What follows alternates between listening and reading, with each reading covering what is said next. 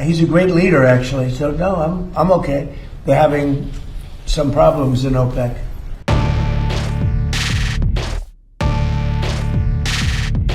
Donald Trump is ecstatic. And no, it isn't because of tariffs this time.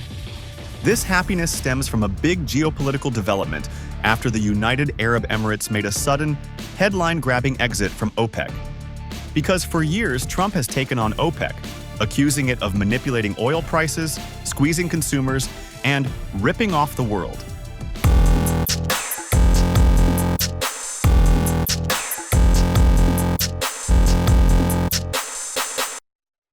And now, one of its most powerful members has walked away.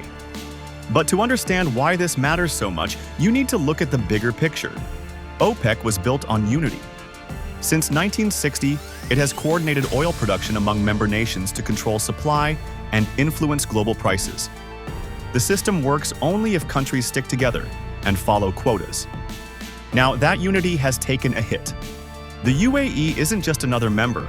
It's one of OPEC's most influential producers, with massive spare capacity and aggressive expansion plans. Abu Dhabi is targeting production of up to 5 million barrels per day by 2027. But those ambitions don't align with OPEC's restrictions. So the UAE chose independence, freedom to pump more oil, freedom to maximize revenue, freedom from limits often shaped by regional rival Saudi Arabia. And then came the trigger, the Iran war. The conflict has turned the Strait of Hormuz into a global flashpoint. Nearly 20% of the world's oil flows through this narrow route, and now it's under strain from blockades, attacks, and rising tensions. For the UAE, that's a direct threat. Because when your exports depend on a choke point, flexibility becomes survival. Why hold back production under OPEC quotas when oil prices are rising? Why stay tied to a cartel when your national interest demands speed and scale? So the UAE stepped out. And that's where this becomes a strategic win for Trump.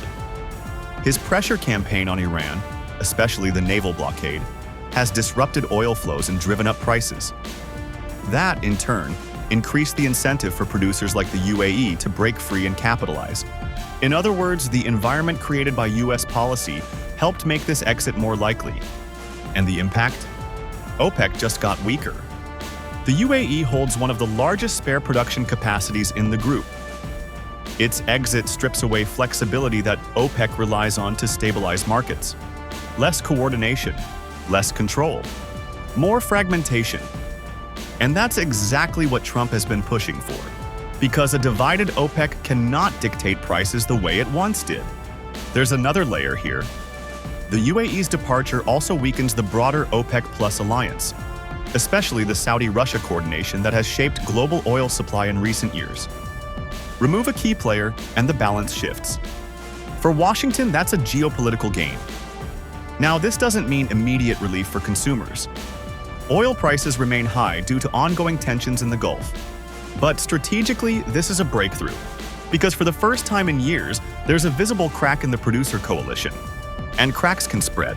If other nations begin to question OPEC's value, if more producers prioritize national interest over collective restraint, then the cartel's grip on global oil could loosen even further. So yes, Trump may be late to the headline. But this moment delivers something he's long been chasing. Not just pressure on OPEC, but proof that it can be broken. And in the high-stakes world of energy politics, that's a very big win. If you like this video, then like, share, and subscribe to Mirror Now.